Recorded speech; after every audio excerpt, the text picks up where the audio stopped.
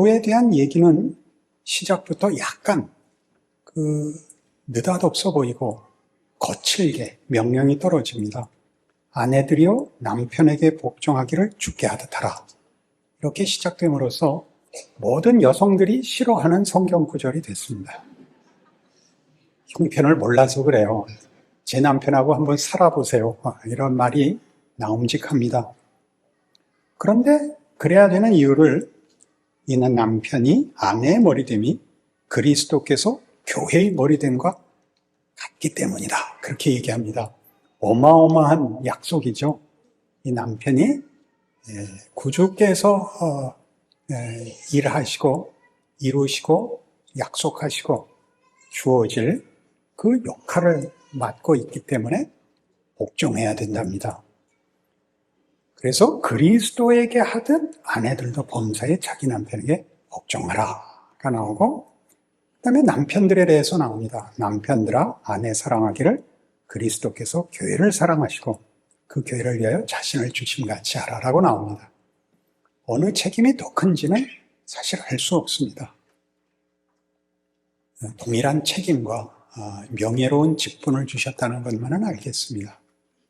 우리는 이 문제를 부부로 살면서 겪는 우리의 구체적인 경험으로 먼저 확인을 하면, 그리스도께서 교회를 자기 몸으로 부르시고 또 자기 신부로 삼으셨다는 주님과 교회의 관계가 얼마나 굉장한가 하는 것을 문을 열고 이해의 자리에 들어갈 수 있을 것으로 기대합니다. 부부가 되는 것은 물론 사랑해서 합니다. 옛날에는 부모가 시켜서도 했지만 기본으로는 부부를 맺는 것은 이해관계나 무슨 기계적이거나 무슨 다른 이유보다도 가장 크게 사랑해서 부부가 되게 합니다. 그래서 혈연보다도 가까운 무촌 관계가 되죠. 이 사랑은 따지고 보면 교회만 그렇게 주장하는 것이 아니라 세상에서도 부부가 되는 것은 다 사랑을 근본으로 하고 조건으로 하고, 그래서 행복을 기대할 수 있게 되는 것입니다. 세상 사람들이 교회가, 즉 예수를 믿는 사람들이 가지는 특징이 사랑이라는 것은 다 알고 있습니다. 그러니까 우리나 믿지 않는 사람들이나 부부가 되는 것은 동일한 조건 속에 있다, 동일한 기대 속에 있다, 이렇게 얘기할 수 있지만 세상이 말하는 사랑과 교회가 말하는 사랑은 좀 다릅니다. 세상이 가지는 사랑은 보통 그 본성이 진심과 열정입니다. 부부싸움 할 때마다 확인하는 거죠. 아직도 날 사랑하는가? 아직도 진심이 있고 열정이 있는가?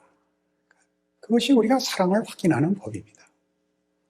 그러나 기독교는 그 사랑이라는 것을 이렇게 세상이 말하는 것 같은 진심과 열정으로 소개하지 않습니다. 잘 아시는 고린도전서 13장에 의하면 우리가 보통 사랑장이라고 부르는데, 그것은 맨 먼저 이것부터 합니다. 이건 사랑이 아니다. 세 가지를 얘기합니다. 오해하기 쉬운 세 가지. 첫째, 사랑은 환상이 아니다. 천사의 말을 하는 것이 사랑 아니다. 이렇게 못을 받고 나갑니다. 좋은 소리 하는 거, 기쁜 소리 하는 거 다 필요하지만 사랑은 그거보다 크다, 그렇게 얘기하려고 하는 것입니다. 미운 소리 하는 게 아무려면 사랑이겠습니까? 그러나 진심과 열정을 넘어선다는 걸 이제 설명할 참이지요. 둘째는 산을 옮기는 능력 아니다. 산을 옮기는 능력이 사랑 아니다. 남편 가물은 뭘 따지죠? 유능해야죠. 그렇죠? 아내 가물은 뭘 따지죠? 순종해야죠. 그런데 성경은 얘기하기를 그건 사랑의 가장 중요한 본질적 요소가 아니다 그럽니다.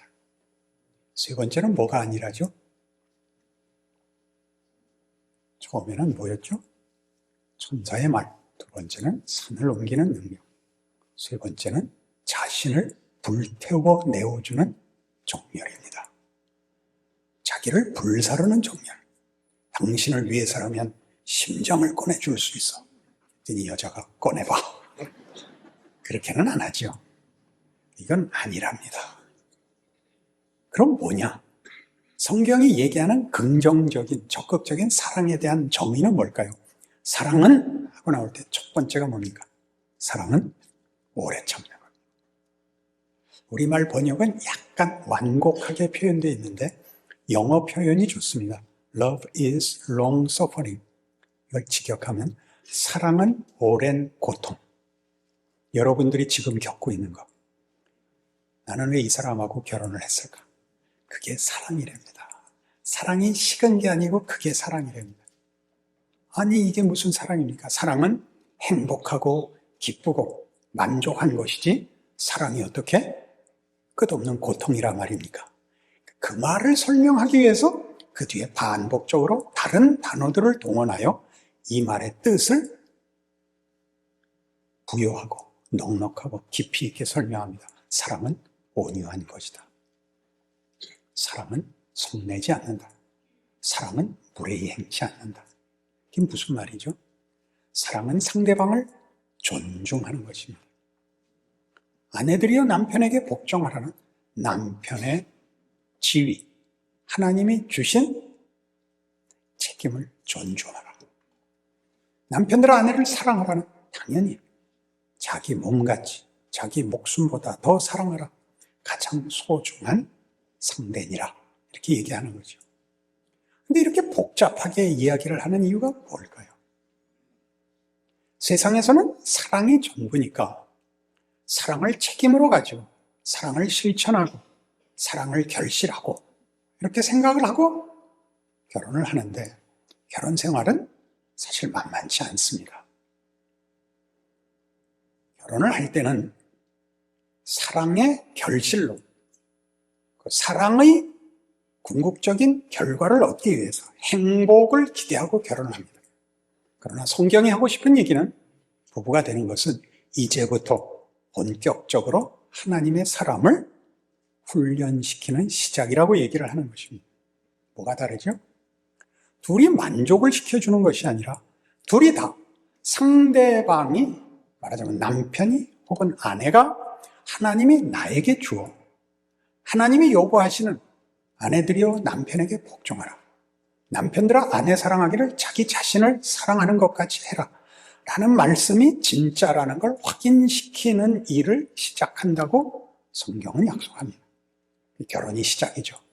그리고 그것이 완성되는 기간까지 고통스럽습니다.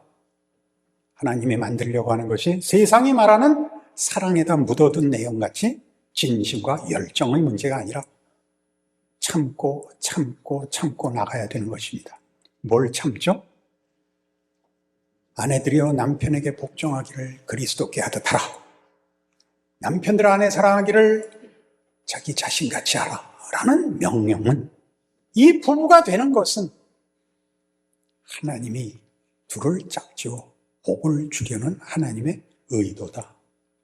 이 남편은 너를 복주기 위하여 내가 준비한 사람이고 이 아내는 너를 복주려고 내가 길러낸 네 아내다.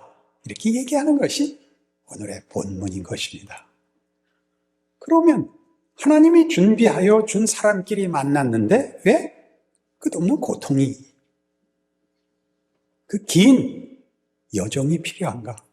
하나님이 만들려고 하는 것이 우리가 기대하는 것과 다릅니다. 우리는 안심을 얻으려고 합니다. 우리가 요구하는 행복은 고통받지 않는 것, 괄세받지 않는 것, 누구에게 굽신거리지 않아도 되는 것이고 우리의 행복은 말이죠. 성경이 말하는 행복은 그 아들을 십자가에 매달아 구원을 이루시고 부활 승천하신 예수 그리스도께서 성령 하나님을 보내어 우리의 인생을 담아 하나님의 사람으로 그의 영광의 자리로 불러내시는 일을 만족시키는 여정이라고 성경은 얘기합니다. 그러니 우리의 여정은 고달프죠. 왜 고달프냐 하면 아내가 없었으면, 남편이 없었으면, 자식이 없었으면 나 혼자 포기하면 그만인 인생을 괜히 결혼을 해가지고 도망도 못 가게 된 겁니다. 남편 때문에, 아내 때문에, 자식 때문에 이렇게 묶어놓은 이유가 뭘까요? 도망가지 못하게 하려고. 답은 이미 나왔습니다. 30년, 40년, 50년의 결혼 생활을 통하여 우리가 가지게 되는 훈련과 우리가 얻게 되는 변화는 무엇일까요? 인내와 감수라는 게 있습니다. 인내와 감수.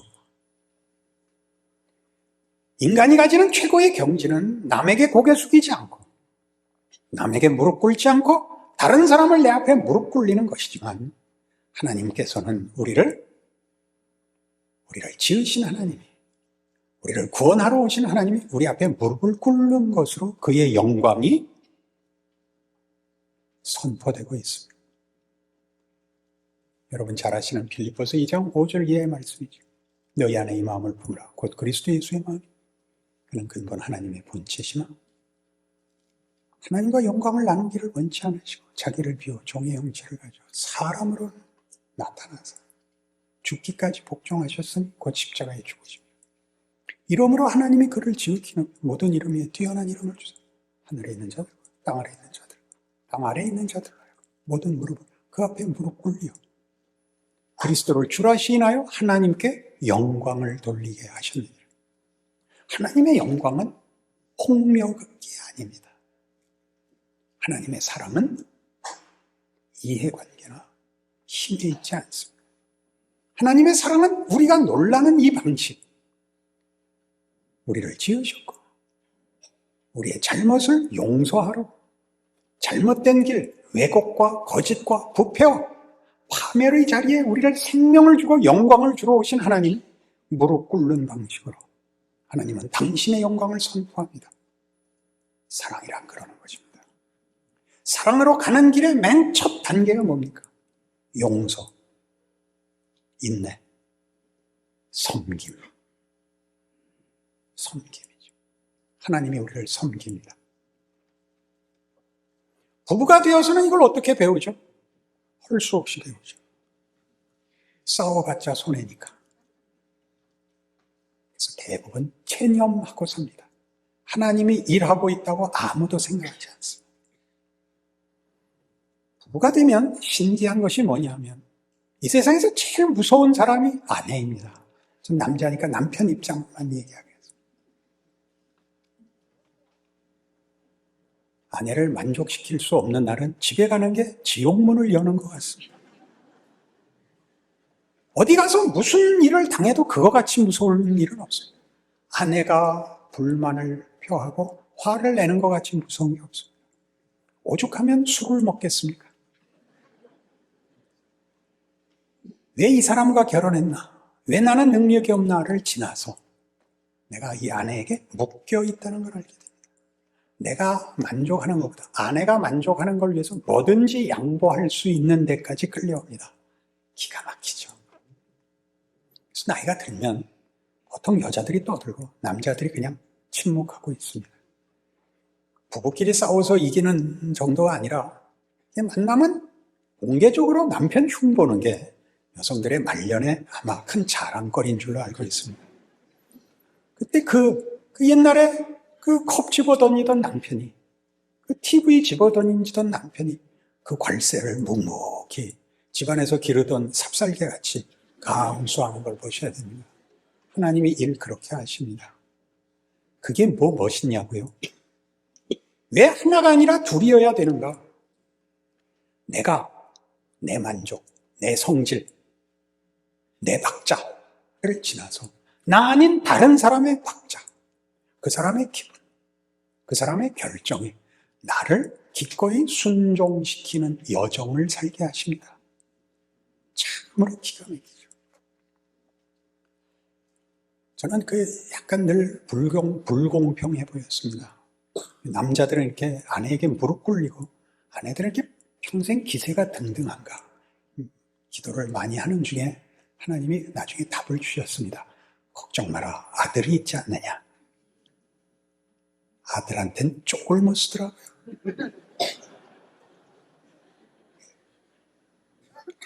그 아들은 누구한테 이제 잡힐 거죠? 며느리한테 잡힐 겁니다. 공평하신 하나님, 공의로우신 하나님, 뭘 만든다고요? 화음을 만듭니다. 화음이라는 건 뭐냐면 음악에 있어서 가장 중요한 것이죠. 같은 노래를 부르는데 다른 음을 내는 거죠. 혼자는 절대 만들 수 없는 것. 아무리 노래를 잘해도 솔로는 화음을 만들 수가 없습니다. 둘이 불러서 이중창을 하든지 삼중창을 하든지 사중창을 하면 화음이 나오는데 화음을 만들 때는 서로 눈치를 보는 법입니다. 어느 한쪽이 너무 강하면 화음이 깨지거든요. 부부가 하나님의 기이한 인도하심 속에서 오는 자리입니다. 다시 한번 생각해 보십시오. 하나님이 나를 이 사람과 묶어서 이 자리에 오게 했구나. 이 사람 아니었으면 나는 이 자리에 못 왔을 거야. 하나님 일하심에 기이하고 신기하고 놀라운 성실한 인도입니다. 어느 가족, 어느 부부나 여기를 오해합니다. 여기를 오해해요. 번듯하게 자랑할, 모든 것을 해결하고 만족시키는 부와 명예와 권력을 가지는 것이 아니라 바로 이 인간성을 만드는 것. 사랑할 줄 알게 하는 것. 섬길 줄 알게 하는 것. 오해와 비난을 감수하는 자리에 가는 것.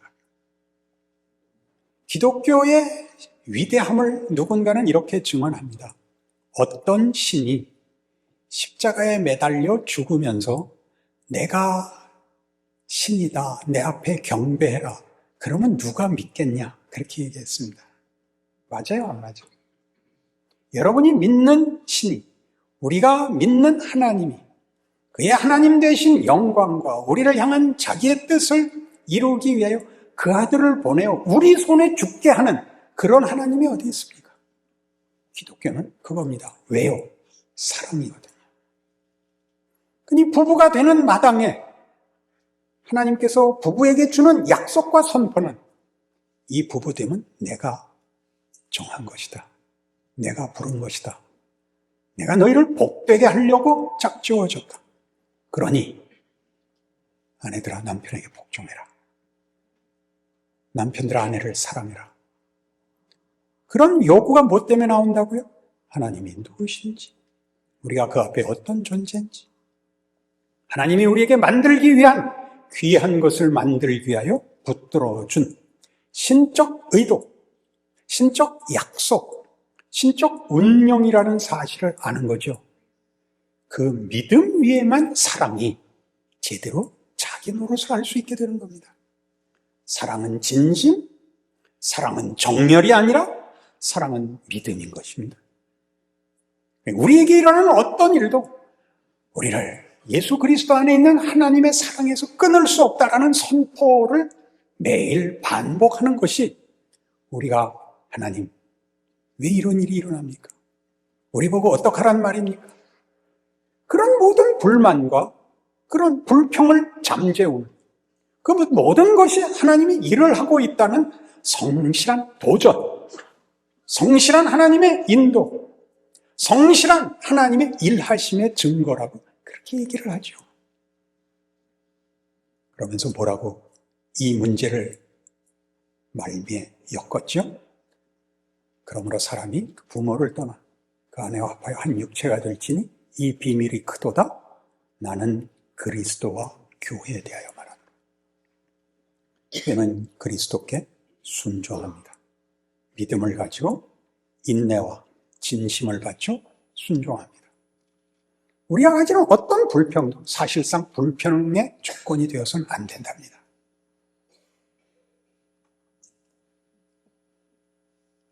교회가 더 이름이 있고 교회가 더 능력이 있고 이런 것들만 요구하지 마시고 교회로 부름을 받았으면 부부에게 요구하신 것과 똑같이 우리가 주 앞에 순종하듯이 주께서는 그의 몸된 교회를 위하여 자신을 주셨고 주고 계시고 주실 것이다 라고 믿는 것입니다.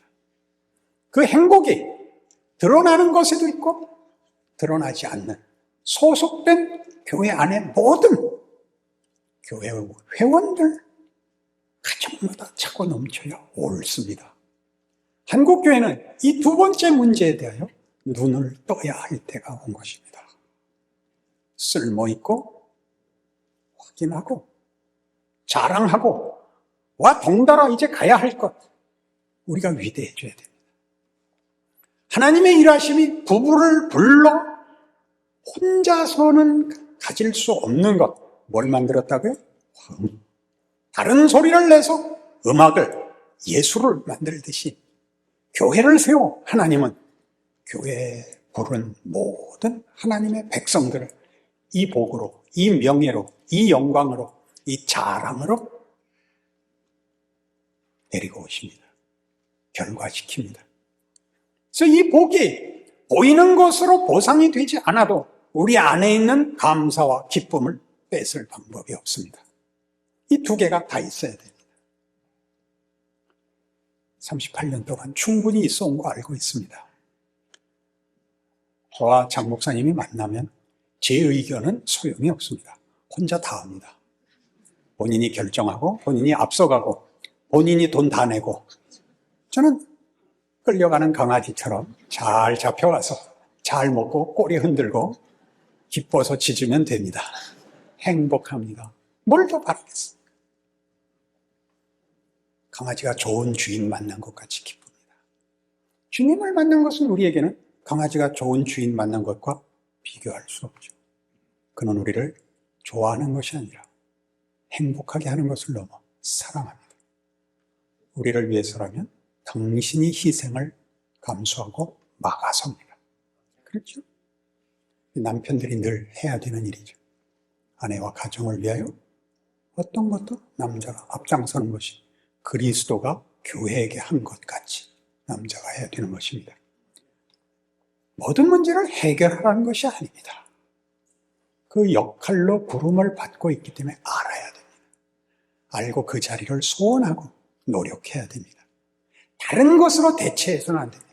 돈 많이 벌어서 갚고 건강해서 갚고가 아니라 그보다 더 큰 이런 하나님이 그 아들을 세상에 보내어 우리 대신 십자가에 매다시고 죽음을 깨고 부활하시고 승천하시고 우리를 그 몸으로 불러 우리와 당신을 묶어서 우리가 가는 곳, 우리의 형편, 우리의 경우에 주께서 머리와 몸이 붙어 다니듯이 늘 함께 하신답니다.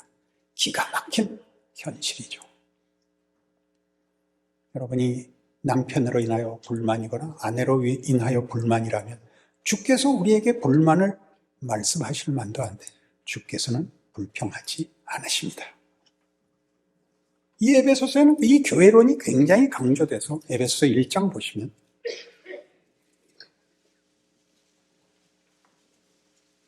1장 17절 에베소 교회를 향하여 사도 바울이 이런 기도를 합니다. 1장 17절 우리 주 예수 그리스도의 하나님 영광의 아버지께서 지혜와 계시의 영을 너희에게 주사 하나님을 알게 하시고 너희 마음의 눈을 밝히사 그의 부르심의 소망이 무엇이며 성도 안에서 그 기업의 영광의 풍성함이 무엇이며 그의 힘의 위력으로 역사하심을 따라 믿는 우리에게 베푸신 능력의 지극히 크심이 어떠한 것을 너희로 알게 하시기를 구하노라. 그의 능력이 그리스도 안에서 역사하사 죽은 자들 가운데서 다시 살리시고 하늘에서 자기의 오른편에 앉히사 모든 통치와 권세와 능력과 주권과 이 세상뿐 아니라 오는 세상에 일컫는 모든 이름 위에 뛰어나게 하시고 또 만물을 그의 발 아래 복종하게 하시고 그를 만물 위에 교회의 머리로 삼으셨느니라. 교회는 그의 몸이니 만물 안에서 만물을 충만케 하시는 이의 충만함이니라. 교회는 그의 몸입니다. 몸과 머리는 분리될 수 없습니다. 분리되면 몸만 죽는 게 아닙니다. 머리도 죽는 것을 주께서 기꺼이 감수하십니다. 이것을 19절에서 보시다시피 그의 힘의 위력으로 역사하심을 따라 믿는 우리에게 베푸신 능력의 지극히 크심이 어떠한 것을 너희로 알게 하시기를 구하노라. 그 아들을 보내시고 그 아들을 십자가에 매다시고 우리와 그를 묶으신 그의 능력이 어떻게 어느 경우도 어떤 자리에서도 중단되거나 끊어지거나 소홀한 적이 없이 주께서 교회를 붙들고 계시는 것 기억해야 되는 것입니다. 동일한 이런 교회를 위한 예수께서 우리를 자신의 몸으로 부르고 교회로 세워 어떤 일을 하고 계시고 그 일이 얼마나 굉장한가에 관한 3장에서의 또 다른 기도가 나옵니다. 3장 14절. 이러므로 내가 하늘과 땅에 있는 각 족속에게 이름을 주신 아버지 앞에 무릎을 꿇고 비노니 그의 영광의 풍성함을 따라 그의 성령으로 말미암아 너희 속사람을 능력으로 강건하게 하시오니 믿음으로 말미암아 그리스도께서 너희 마음에 계시게 하시옵고 너희가 사랑 가운데서 뿌리가 박히고 터가 굳어져서 능히 모든 성도와 함께 지식에 넘치는 그리스도의 사랑을 알고 그 너비와 길이와 높이와 깊이가 어떠함을 깨달아 하나님의 모든 충만하신 것으로 너희에게 충만하게 하시기를 구하노라. 우리 가운데서 역사하시는 능력대로 우리가 구하거나 생각하는 모든 것을 더 넘치도록 능히 하실 이에게 교회 안에서와 그리스도 예수 안에서 영광이 대대로 영원 무궁하기를 원하노라. 아멘. 이렇게 되는 겁니다. 여기 주께서 함께 하시고 아니 38년 전에 이 교회를 세우셨고 주의 종을 일으키셨고 여러분을 부르셨고 이제껏 섬기게 하셨고 그리고 여러분 안에 역사하사 섬김과 믿음을 여러분 인생 속에 담게 하시고 서로가 서로를 보면 반가우며 우리가 사는 시대와 후손들 앞에 영광과 존귀에 관한 증언자로 세우시며 내가 가는 어떠한 곳에든지 함께 하시며 내가 못난 짓을 했을 때도 외면치 않으시며 결국은 가장 귀한 자리까지 인도하사 보이는 보상보다 큰 하나님이 나를 사랑하신다는 사실, 창조와 부활의 하나님이 나를 위하여 당신의 모든 것을 우리에게 섬김으로 내놓고 있다는 사실을 깨닫게 하사 우리의 존재와 우리의 인생을 놀라게 하신다는 사실을 성경이 약속합니다. 겨우 이거요? 이렇게 얘기하시면 안 됩니다. 사람의 가치는 보이는 것에 있지 않습니다. 그의 정신에, 그의 영혼에, 그의 인간된 실력이 있는 것입니다. 힘이 세서 무거운 걸 드는 것이 힘이 센 것이 아니라 누가 어려운 환경과 조건 속에서 신실함을 지키느냐가 어려운 것이지요. 그게 용기지. 여러분이 가진 것으로 다 섬기고 사랑하고 나누는 것이 부요함이지. 너무나 많아서 아무리 줘도 괜찮은 것은 부요함이 아닙니다. 낭비고 자랑일 뿐입니다. 그것이 성경이 우리에게 약속하는 그리고 하나님이 뜻하신 그래서 하나님이 그 아들을 보내어 십자가에 매단 것 같이 실제로 여러분의 삶에 적용되고 있는 현실입니다. 이 남편을 하나님이 내게 주고 이 아내를 하나님이 내게 주고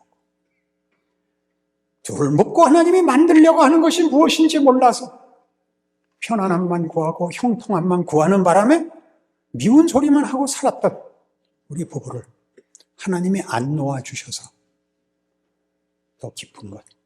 우리가 생각하기에는 가장 소극적이고 싫은 체념, 절망이라는 단어로 우기고 있지만 따지고 보면 그것은 내 결정, 내 실력을 벗어나는 하나님의 약속이었던 것입니다. 오늘 저녁 당장 가셔서 눈빛을 고치셔야죠. 하나님의 일하심이 그 아들을 동정녀에게 나게 하시고 배신을 당하고 채찍질을 받으며 가시관을 쓰시고 홍포를 입고 비난과 저주 속에 그를 죽게 한 그 모든 길들이 얼마나 굉장한 것인가. 나는 사랑받을 자격이 없어. 나 같은 것은 아무것도 아니야. 나는 나 스스로를 만족할 수도 행복을 가질 수 없어. 라는 생각들은 다 죄가 하는 시험입니다. 그리스도 예수 안에 있는 하나님의 사랑에서 우리를 끈을 잡고 교회를 대적할 것이 없는 것입니다. 여러분들의 기쁨과 행복은 믿음에 비례하게 된 것입니다. 조건에 비례하지 않습니다. 그 기쁨이 이 38주년에 여러분이 현재 처하고 있는 여러분의 가족과 여러분이 섬기는 이 교회에서 충만하셔야 됩니다. 아무도 방해할 자가 없습니다. 스스로 믿음을 접은 경우 외에는. 그래서 이 축하가 여러분 각 개인의 것이 되고 남은 생에 위대한 생을 살아낼 수 있는 특별한 밤, 특별한 하나님의 임재가 되기를 원합니다. 기도하십시다. 하나님 아버지, 하나님이 은평교회를 사랑하시고 우리의 인생을 복주시고 하나님이 붙들어 하나님의 창조와 부활의 능력으로 이 자리에 오게 하신 것을 이제 고백합니다. 확인합니다. 주 앞에 우리의 생애를 기쁨으로 믿음을 가진 자로서 주 앞에 헌신하여 우리 인생과 우리를 지켜보는 세상 앞에 빛이 되겠습니다. 하나님이 선포하시고 약속하신 대로 우리 마음에 기쁨 주시고 자랑 주시고 그리고 큰 영광으로 함께하여 주옵소서. 은평교회 교인이라는 이름으로 무한한 감격과 감사가 있는 생애가 되게 하시며 우리가 사는 이 나라, 시대, 후손들 앞에서 주께서 세운 이 교회가 주의 영광이 되게 하여 주옵소서. 예수님 이름으로 기도합니다.